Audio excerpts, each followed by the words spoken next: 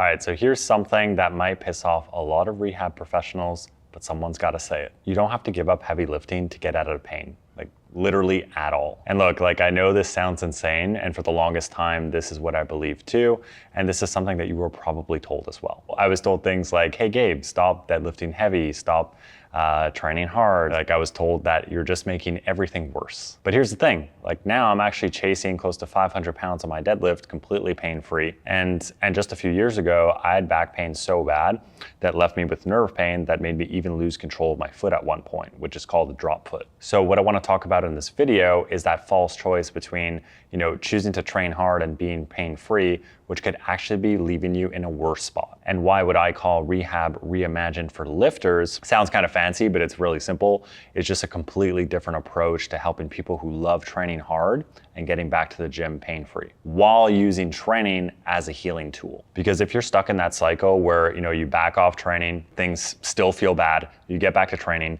it feels even worse, then your body deconditions, etc. This video is for you. And by the end of this video, you'll understand why traditional rehab is keeping you stuck, and like how one of my clients, Greg, managed to hit a PR pain-free after 7 years of constantly hitting plateaus and always having shoulder pain during his bench press. And this video is not for you, if you're not in pain, have not experienced pain, or if you don't love training, essentially. So if either of those aren't in line with you, then this video is not for you. Essentially, you could skip. But if you are someone who loves training and you're in pain right now, this video is specifically for you. So, I went through years of back pain, where at one point, like I said, it made me lose control of my foot, and I was just spiraling. I tried traditional rehab, didn't quite work for me, until I met the right people who showed me that, you can use training as a tool, as a healing tool, essentially. I hit what felt like a lot of rock bottom points. There was even this one time I remember I was so frustrated with my pain, and we were doing physical testing for kinesiology, and I couldn't run because I had nerve pain in my foot. And I wanted to run, I didn't want to be that guy kind of sitting on the sidelines or hopping on the bike, just not being able to, compete with others. And so I said, screw it, I'm just gonna do it.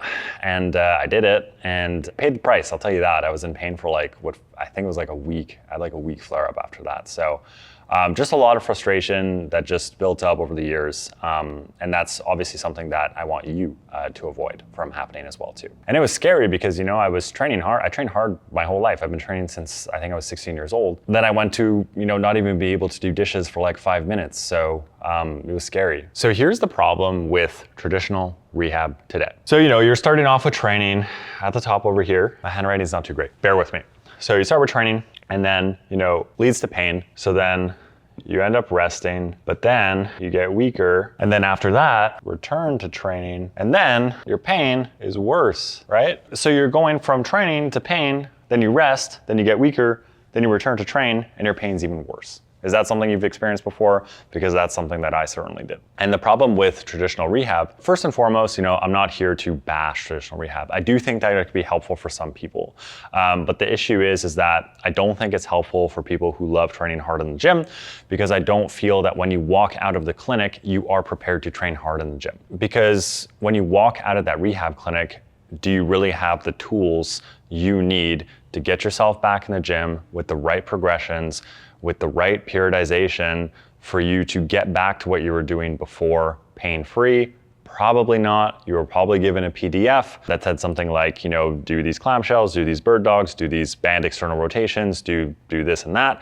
But none of those exercises included a barbell. And you love training with a barbell. And rest too sounds nice. Rest can help decrease pain sensitivity. But the issue with just resting is that your body is essentially going to get weaker and it's going to decondition. So if you are not actively training or actively moving during that phase over there, then your body's going to decondition and your pain sensitivity can actually increase when you get back to training, because now your body's deconditioned. So stuff like your cardiovascular fitness is going to drop, movements get rustier, so you have to rework those movement patterns when you get back to the gym. Let's be honest, your mood is probably pretty bad, especially if you love being in a gym and now you're told not to train heavy. That's gonna affect you on a psychological level too. So, being in this environment is something that you enjoy. So you don't want to take that away. So like when you walk out of the clinic and you get to the gym, your brain remembers what it's like to train heavy, but now your capacity has dropped so much. There's kind of going to be this like mismatch. And I've seen people get hurt again by this happening because they think they could go back to what they were doing before, but they never were given the right progressions to get back to training hard in the gym. And like I said earlier, like you want to be in the gym environment. So there's a mental cost to that too. There's a physical cost and there's a mental cost as well too. So if we're looking at, the physical cost, and then we have like mental cost over here, like physical cost, you're gonna decondition. So, your cardiovascular fitness is going to drop, your strength is going to drop, your movement quality is going to drop, and more. Like the list can go on here. But the mental cost as well too, like your mood is going to be affected as well too, like I said. So mood is going to be decreased, like less of a dopamine hit. You're going to be frustrated, angry, obviously like angry, frustrated. And for some people too, like myself, loss of identity. You love the gym. You identify as someone who loves training.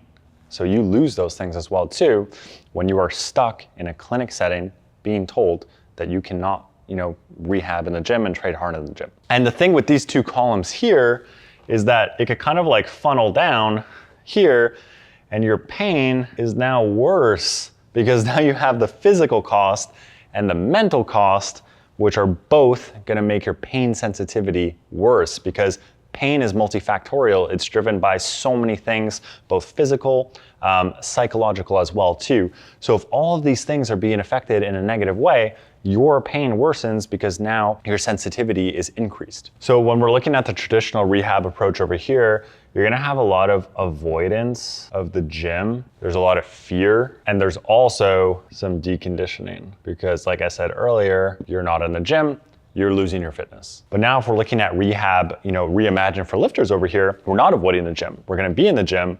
So now your mood's gonna be enhanced. So your mood is enhanced because you're getting that dopamine hit. Your fitness is either maintained or increased. So maintained, that says maintained, or increased because we are still training while working on the root cause. So there's no deconditioning happening in this instance. And now we're also gonna have periodization and proper loading progressions for when you actually, want to progress back to the lifts that you were doing before. Now there's a long-term plan here. And you'll see if you're looking at this column, let's be honest, where do you want to be? Do you want to be here? Or do you want to be more here if you're someone who loves training? And if you're someone who loves training and you're over here, all of these are going to lead to better pain management and better pain sensitivity because you're in an environment that is favorable to get you back to what you actually want to do. So pain is decreased. So a way that we could actually incorporate, rehab, reimagine for lifters, and if you want to actually continue training hard in the gym, here's an example of like a deadlift progression, for example, or someone, let's say you have back pain and back pain with deadlifts. So what we could do in this instance, so let's say, actually, I'll give you 3 examples. So we'll do squat, bench, and deadlift. So let's say, you have pain with squat, you have pain with bench, and you have pain with deadlifts. All right. So for a squat, what we can do is we can do a unilateral movement, which is going to drive a little bit more rotation in the lower body. It's going to offload one side of the body while also opening up another side of the body as well too. So you could do kind of like a split squat, and there are so many different ways we can do this split squat. We could do a split squat with a cable, which is going to assist you with the movement a little bit more. If you want to load that a little bit more, you can do a split squat with a goblet hold. There's so many ways we can go about this. Let's keep it simple. We'll go split squat. You could do a goblet squat. So the back squat, you're loading the spine, which could be irritable for some people. So just switching the position, front loading it, goblet squat, can help with your pain too. Hey, maybe you need a little bit more support in the bottom position because that's irritable for you. Let's do a box squat, I could keep going on with this here. For bench press, for example, let's say your shoulder's hurting. All right, well, let's do a floor press. That's gonna limit the amount of range of motion that your shoulder's going down. Hey, maybe that's irritable. All right, maybe you're lacking a little bit of rotation. Well, let's do some alternating movements because alternating movements is gonna drive trunk rotation. So we could do stuff like alternating, I really gotta work on my handwriting. Alternating chest press, dumbbell. That's gonna drive a little bit more rotation. We could also do a alternating cable press as well too. Maybe we'll do alternating cable press. It's gonna get a little bit more abs as well too. If you need a little bit more control in the trunk, this would be a great one to use as well too. And then lastly, like deadlifts, let's say you have trouble picking it up off the floor, it's irritable for your back. So you want to reduce spinal loading and obviously like the range of motion for the back as well too. So what we can do is we can elevate deadlifts. So deadlift off a box, that's going to reduce the range of motion. Hey, maybe that doesn't work for you. All right, let's go like we did here with the squat. Let's do unilateral. It's going to drive a little bit more rotation in the pelvis. It's going to offload one side of the body as well too. It's going to help, compress one side of the body, open up another side of the body as well, which could be helpful for some folks. So let's do a single leg RDL. So many different variations. We could do kickstand RDL. We could do a landmine RDL. The world is your oyster in this case. All right. So we have elevated deadlifts, single leg, Romanian deadlifts. What we could also do are trap bar deadlifts. So trap bar deadlift. So it's going to shift the center of mass. So instead of having the bar in front of you, we're just going to load the spine a little bit more, which again isn't a bad thing. Right? It's not a bad thing. But we could do, trap bar deadlifts, just gonna, bring the center of mass in a position that's gonna, put a little bit less spinal loading, which again isn't the end of the world. But as you can see here, there's just I could spend an hour writing just different variations here. But the thing is like if you went to a clinic, for example, not all clinics, but some clinics, you'll say like, all right, like I want a deadlift. They'll be like, oh, don't deadlift because that's gonna hurt your back. But it's like, well, I could have done this, I could have done this, I could have done this. And I could have maintained or increased my strength while working on the issue. Same thing with the bench, and same thing with the squat. To say like, don't bench press if you have shoulder pain. Well, I still want to get strong. I still want to maintain or increase my strength. Like, why can't I do these things? And that's the gap, with traditional rehab and. Like I said earlier, what I call rehab reimagined for lifters is that, there are so many different options here that are going to keep, driving your fitness in a direction where you want it to while we address the root issue. So when you actually get back to what you were doing pain-free, you did not lose your fitness. In fact, you might even be in a better position because we were able to work on, maybe you were limited in some rotation and stuff like that. And now we actually got you back that rotation that you may have needed, and now your fitness is even better where it was before, so now you can even go to new heights. So it's always about rebuilding that foundation and then kind of stacking on top of that as well too. And the problem with traditional rehab is that your foundation is breaking even more. Like it's going nowhere here.